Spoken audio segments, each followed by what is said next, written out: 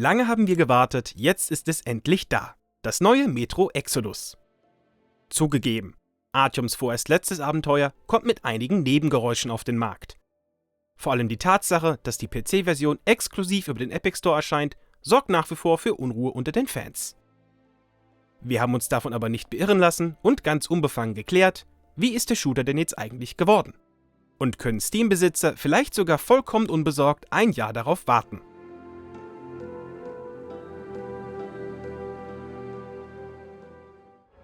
Ich wurde geboren, um frische Luft zu atmen. Daran kann ich mich erinnern. Schauen wir uns dafür zunächst einmal die Geschichte von Metro Exodus an. Diese ist zwar bereits zu großen Stücken bekannt, einige neue Details gibt es nun aber natürlich trotzdem. Der dritte Serienableger spielt anno 2036, also 2 Jahre nach den Geschehnissen von Metro Last Light. Die Welt ist nach einem katastrophalen Atomkrieg zum größten Teil noch immer unbewohnbar. Dennoch begebt ihr euch mit Protagonist Artyom, seiner Frau Anna, Schwiegerpapa Miller sowie einigen Mitgliedern des Spartanerordens auf eine Zugfahrt gen Osten. Dort sucht ihr einen friedlichen Neuanfang auf einem unverstrahlten Fleckchen Erde. Soweit, so bekannt. Neu ist hingegen der Umstand, dass ihr dieses Abenteuer nicht ganz freiwillig antretet. Artyom hat sich nämlich beim Versuch, menschliches Leben außerhalb der Moskauer Metro zu finden, einige namhafte Feinde gemacht. Daher gilt es nun, schnellstmöglich aus der Stadt zu verschwinden. Eure Reise ist also nicht unbedingt eine fein säuberlich geplante Pionierexpedition, sondern vielmehr eine überstürzte Flucht. In deren Folge kommen beinahe philosophische Fragen auf. Woran kann man noch glauben? Wofür lohnt es sich zu leben? Wofür zu sterben? Die Suche nach den passenden Antworten beschäftigt euch gute 20 Stunden und bietet einen würdigen Abschluss von Artyoms Geschichte. Also gut, meine Herren. Artyom und Anna haben gerade ein großes Chaos angerichtet. Sie können nicht mehr nach Moskau zurück. Das Kriegsrecht dort bedeutet die Todesstrafe. Eure Odyssee dauert insgesamt 1 Jahr und führt euch durch diverse Teile Russlands. Dabei erlebt ihr verschiedene Biome wie Wälder, Wüsten und Städte sowie alle 4 Jahreszeiten. Euch erwarten aber auch unterschiedliche Leveldesigns. Metro-typisch tauchen wieder einige lineare Stages auf. Dort folgt ihr strikt einer Mission und geht zielgerichtet einen vorgegebenen Pfad entlang. Metro Exodus zeigt sich hier weniger flexibel als im Rest des Spiels. Im Gegenzug bekommt ihr aber akribisch durchgeplante Actionfeuerwerke. Das Spielgefühl entspricht hier dem, was man bereits aus den Vorgängern kennt. Enge, dunkle Gänge, in denen das Flackern eurer Taschenlampe und entfernte Schreie den Puls in die Höhe schnellen lassen.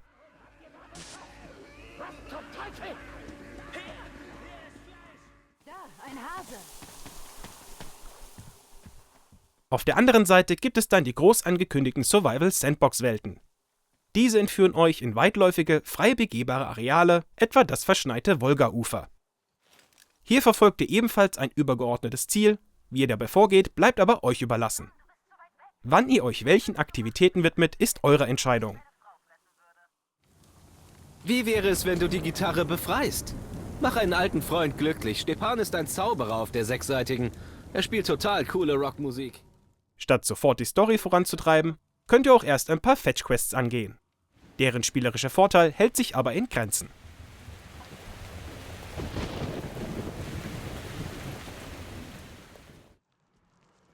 Ertragreicher ist da schon die Erkundung der Umgebung. Dort lernt ihr mehr über Land und Leute, auch dank des eingebauten Schildübersetzers. So können auch Spieler ohne Russischkenntnisse mit zahlreichen Umgebungsgegenständen interagieren und tiefer in die Welt eintauchen. Obendrauf gibt es noch diverse Sammelgegenstände wie Notizen und Tonaufnahmen, die euch tragische Einzelschicksale näher bringen. Um diese zu finden, bedarf es allerdings einer ordentlichen Portion Neugier. Immerhin, während eurer Suche stolpert ihr auch öfters mal über interessante Orte, wo ihr etwa neue Ausrüstung findet. Durch solche Belohnungen besteht immer ein Anreiz, auch noch den letzten Winkel der Karte zu besuchen.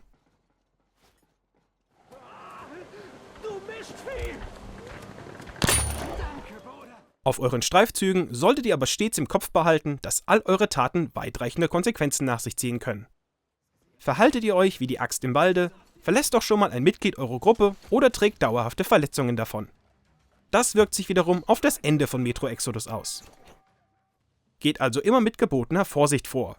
Gerade da euch das Spiel keinen offensichtlich guten oder schlechten Weg vorgibt, sondern wesentlich subtiler vorgeht. Insgesamt haben uns die Survival-Sandboxen recht gut gefallen. Auch aufgrund der gelungenen Optik mit tollen Licht- und Spiegeleffekten. Die Konsolenversion litt zwar vereinzelt unter Pop-ins, Tearing und nachladenden Texturen, wesentlich störender war aber der vereinzelt auftretende Leerlauf. Beim ziellosen Streuen durch die Einöde sank die Spannungskurve schon mal nach unten. In solchen Momenten erschloss sich uns der spielerische Vorteil der Semi-Open World nicht ganz. Zwischen den verschiedenen Levels verbringt ihr auch noch einige Zeit an Bord eurer Lok, der Aurora. Dort schmökert ihr in Artyms Tagebuch oder arbeitet an eurer Ausrüstung. Zentraler Aspekt dieser Zwischenspiele ist allerdings die Interaktion mit anderen Charakteren. Ihr könnt minutenlang einfach nur dastehen und den toll vorgetragenen Erzählungen eurer Kameraden lauschen. Oder das Gitarrenspiel eines guten Freundes genießen. Und Artyom, bereit für eine Jam-Session? Na los, schnapp dir die Gitarre!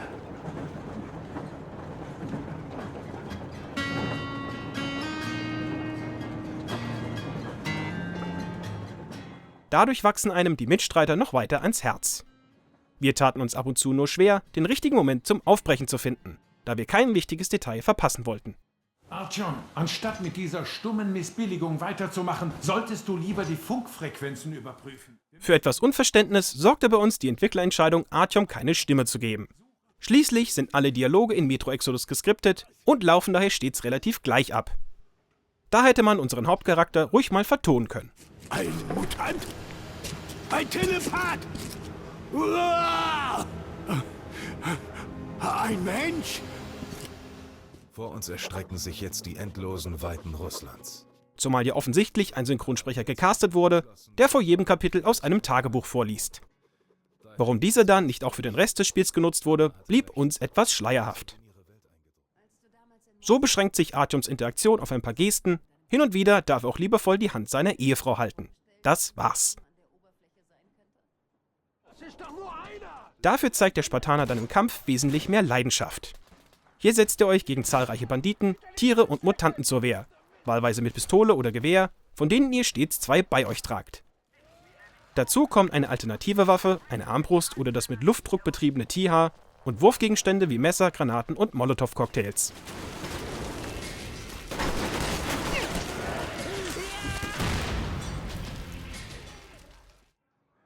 Bei Herstellung und Verbesserung eurer Waffen ist Crafting das Mittel der Wahl. An Werkbänken könnt ihr zahlreiche Verbrauchsgegenstände herstellen und eure Waffen reinigen.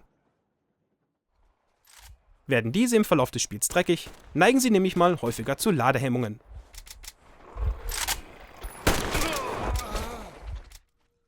Mit eurem Rucksack habt ihr zudem stets eine mobile Bastelstation dabei. Diese bietet euch im Feld allerdings nur begrenzte Optionen. Die nötigen Materialien findet ihr innerhalb der Spielwelt oder bei besiegten Gegnern. Deren Waffen nehmt ihr zudem wertvolle Kugeln und Teile ab, die ihr dann an eure Knarren schraubt. So stellt ihr euer Arsenal ganz nach eurem Geschmack zusammen. Ein Revolver mit Schaft, langem Lauf und Laservisier wird etwa flugs zur gefährlichen Distanzwaffe. Insgesamt fühlt sich das Gunplay in Metro Exodus flüssig, präzise und einfach befriedigend an. Das Trefferfeedback passt. Egal ob Kalaschnikow oder Schrotflinte, ihr spürt den Rückstoß, seht den Blitz des Mündungsfeuers und hört das Knallen der Pulverexplosion.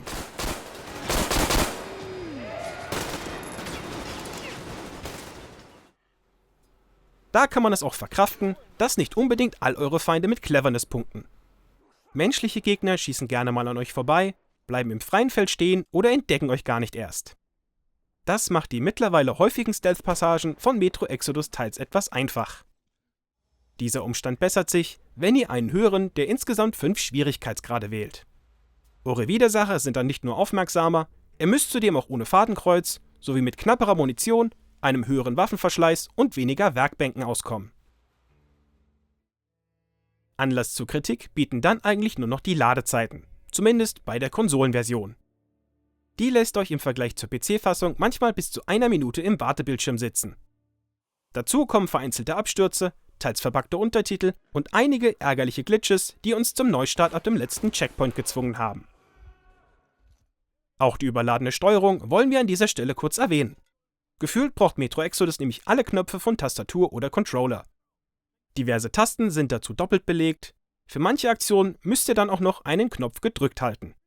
Da dauert es etwas, bis man sich mit allen Kontrolloptionen vertraut gemacht hat.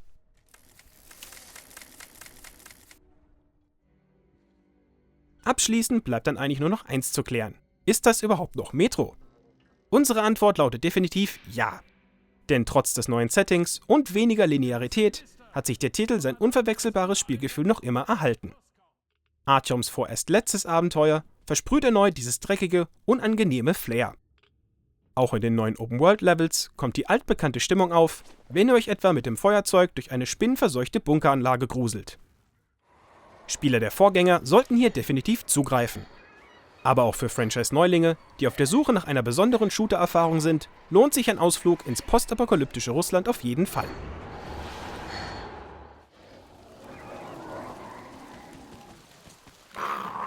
Freut ihr euch schon auf Metro Exodus?